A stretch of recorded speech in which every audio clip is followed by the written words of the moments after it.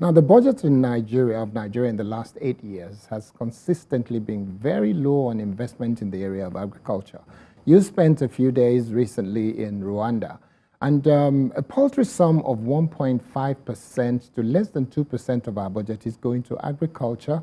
That provides about 20% of the GDP consistently over the last 10 years.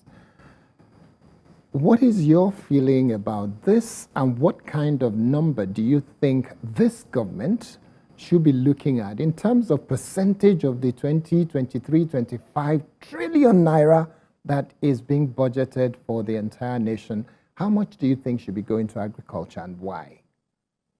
Well, let me even, you were even generous to them to say it's about 1.5. I don't think it's about 1.5 because the budget of agriculture this year is 362.9 billion, 363 billion, and the entire budget is about 28 point something, so it's about 1.3 trillion. So we're generous by giving them more. But for me, let me go back to my position on agriculture. Is to say that the two most critical area in Nigeria that is actually giving us the crisis is personal insecurity and food insecurity. And by solving food insecurity, you would have done a lot in dealing with personal or human insecurity. Because today, from the all records, you have 38 million people on the verge of extreme hunger. And you have huge number of your poverty capital of the world. So by going to deal with food insecurity, you're going to invest in agriculture, which will solve hunger, which is one of your biggest crises today, being 109 out of 120-something countries measures hungriest country. You're going to solve your hunger. You're going to create huge job, because you've seen it as the biggest in terms of GDP contribution. It's actually the same thing in employment. So you're going to solve issue of unemployment, because it's going to employ more people. It's going to help you, your industries, because they have raw materials to process. The entire value chain is agriculture, processing, marketing, and of course, till it gets to the table where people eat. So you're going to be dealing with that entire value chain, which will create jobs.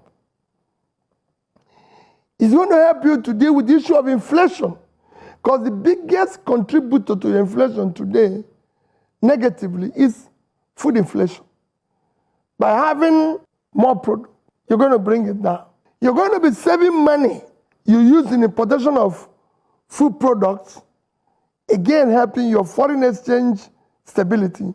And if you export, it's going to help you to bring. So everything about agriculture is a win-win that you need to invest aggressively on it. Because by pulling people out of poverty and everything, you reduce the criminality and all that.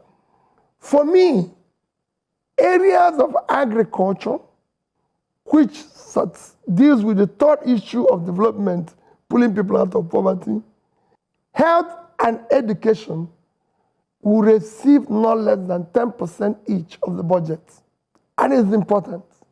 But if you look at what we have said about agriculture, if you look at your agriculture today, with a budget of 263 billion naira, in fact, out of that 363 billion, the actual thing that you're investing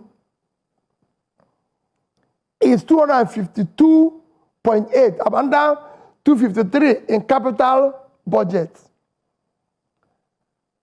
By the time you add 160 for new jets, 21 billion for new VP house, 15 billion for Library of National Assembly, 15 billion for their clinic, and all other furnishings.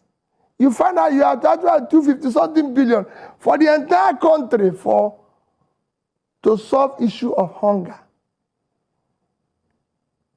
In fact, the overhead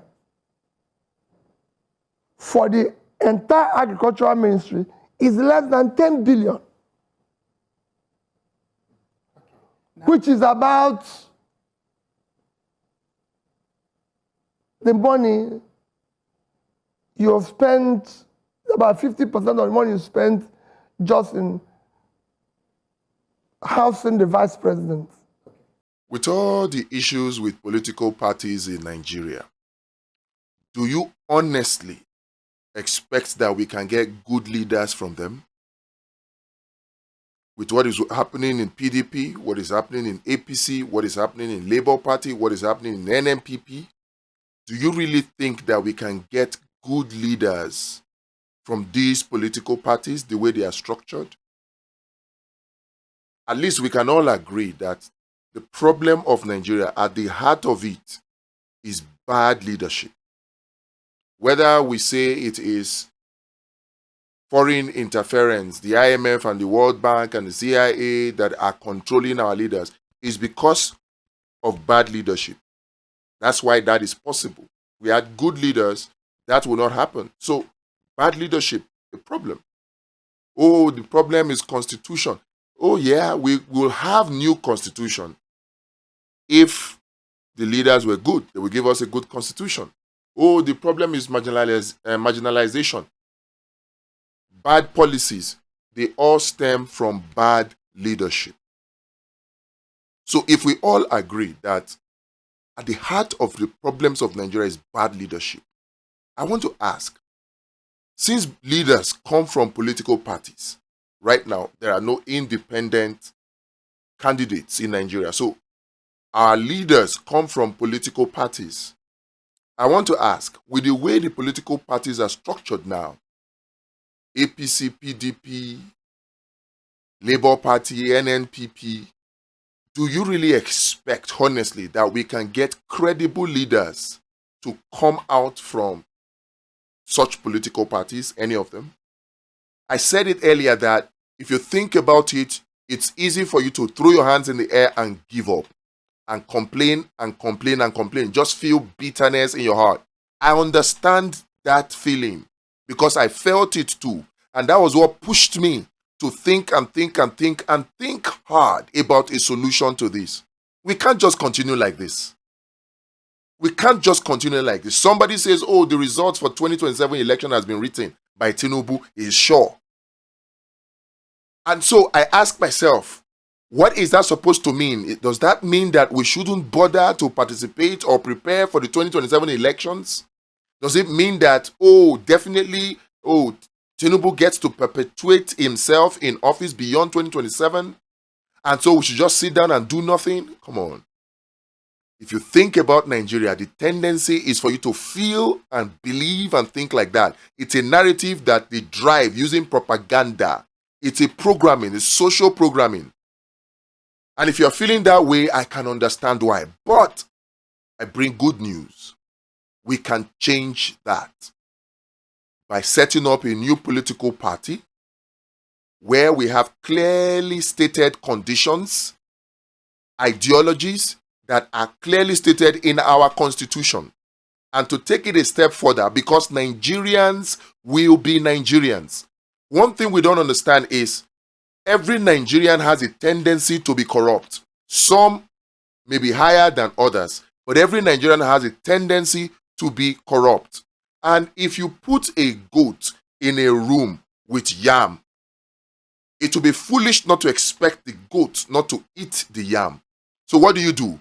You can restrain the goat by putting a rope around the neck and tying it to a place and making sure that the length of the rope, if exhausted, the goat still cannot reach the yam. That way, the goat and the yam can coexist because you put restraint on the neck of the goat, so that the farthest the goat can reach on that rope, it will still not be able to reach the yam.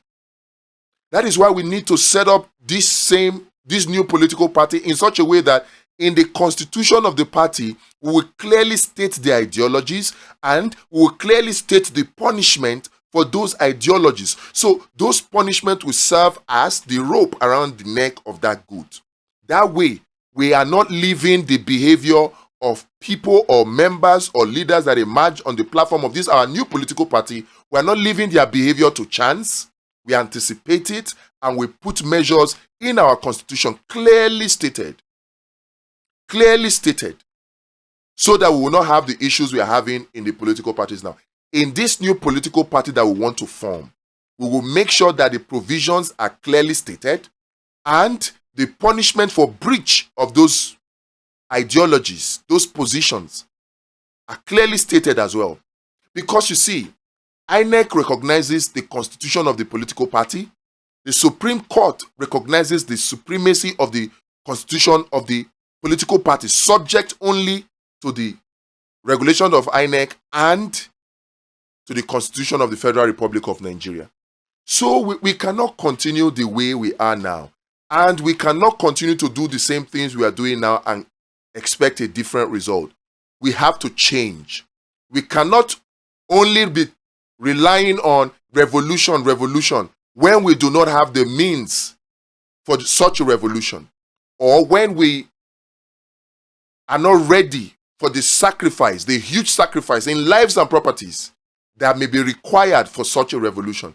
We can come about a revolution that is intellectual, that is peaceful, and yet very forceful to bring about a change in the leadership of this country through this new political party that I'm talking about. It is the Abundance Party of Nigeria.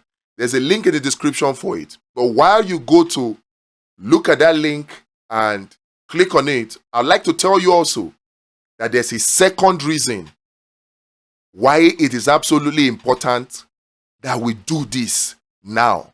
We do it now without delay. There's a second reason.